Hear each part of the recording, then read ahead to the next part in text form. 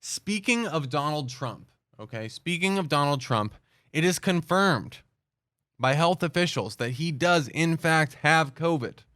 Right? This is not a joke. This is not a scam. Right? He has COVID 100%. He announced self quarantine October 1st after his test for COVID came back positive. And this is the very interesting part, guys. This astonished me.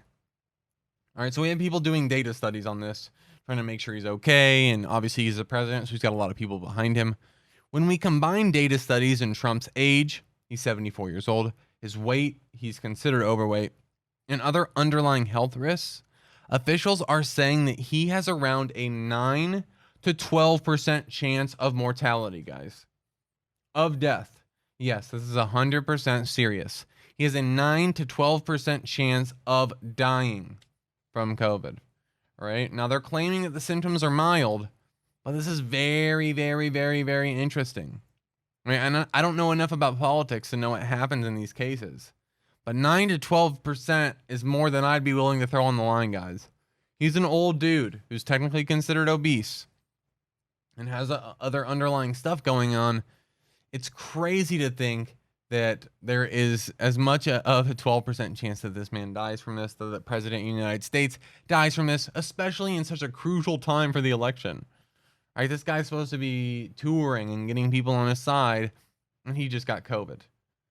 Also, consider how much shit this guy talked en masse during the debate. He's like making fun of Joe Biden. He says Joe Biden has the biggest mask you've ever seen, standing like 200 feet from people. And the next week he gets COVID. Right? This makes me, the conspiracy guy in me makes me think like, did a Democrat plant Donald Trump with COVID? Like, is that possible? Is that a world that we live in? Obviously he's not really wearing a mask and not taking it very seriously. So I don't think this is very likely. I think there's like hours and hours of film of him leading up to his test results. They would be like, oh yeah, he could have got COVID there. But it's interesting to think about how good of a political strategy it would be for some type of Democrat or someone on the other side of Donald Trump to plant COVID on this MFer and get him out of the count, right? How good of a strategy is that? But I wish the guy well. Hopefully he doesn't die. That'd be kind of sad. I'm sure a lot of people are hoping that he dies because everything's so polarized these days and people are so aggressive with their political views.